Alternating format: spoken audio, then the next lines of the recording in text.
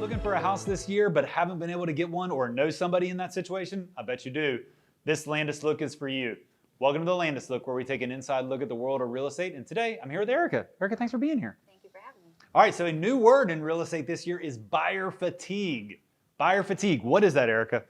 Buyer fatigue is basically when you're out looking for homes and you just get exhausted. You're tired, you're not excited about looking for homes anymore.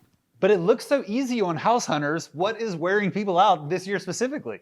Well, this market it's really hot. So you have a ton of buyers out there and fewer houses out there than we normally do.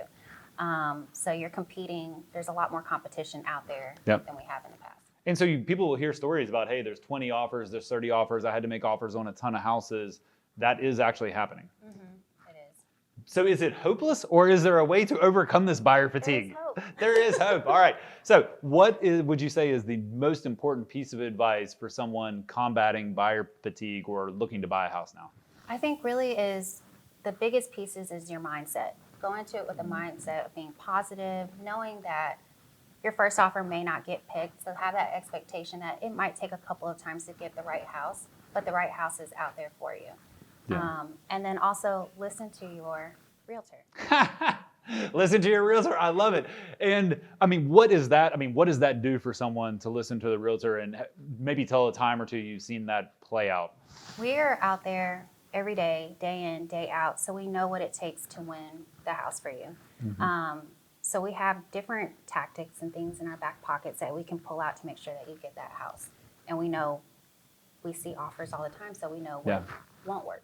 For sure. When you're out there, especially if you have bought houses in the past and you've made offers in the past, it's not the same as it was then. And so when Erica gives you advice on, hey, you need to do this, a lot of times what? People think it's aggressive, that's kind of crazy, I probably don't need to do that. Is that what they're thinking? They are like, well, my parents 10 years ago, they didn't do that when they bought their house. And it's like, it's a different market. You're competing against 10 other people, and this is what it's going to take to win. Yeah. And then when you don't take that advice and you lose, do people oftentimes come around to it?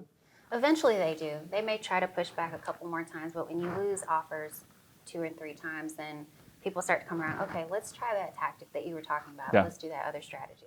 Yeah, and you're not telling people that to try to just like, hey, let's get this process over with. It's because that's what people are doing, and if you're not willing to do it, then it's really hard to win in this market. Right.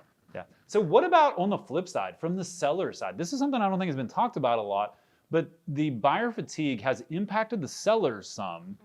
What would you say to someone who's either thinking about selling a house or is selling a house right now, as far as how buyer fatigue impacts them? Sometimes when you get, from a seller's perspective, you may get a buyer who's already put in 5 offers at this point, and finally they get your house under contract.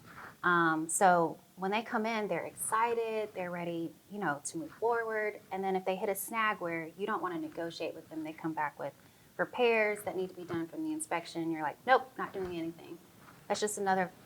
It's just piling on, right? I mean, it's just another on top. It's another on top. And eventually people can kind of hit that breaking point. And so, I mean, we've seen some sellers let deals go this year because, I mean, honestly, they've just stood amazingly firm and not been willing to work on getting a deal done. And even though the market is great, there is a saying, the first offer is usually the best offer, right?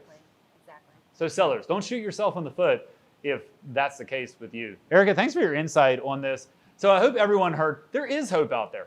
Folks on the buyer and seller side are getting deals done. Lots of deals are getting done. And to Erica's point, I think mindset and expectations and perspective is the biggest thing. So if we can help you, you want to have a conversation, drop us a message. Erica would love to help you work through your situation and eliminate buyer fatigue from your experience. Thanks for watching. We'll see you again next week.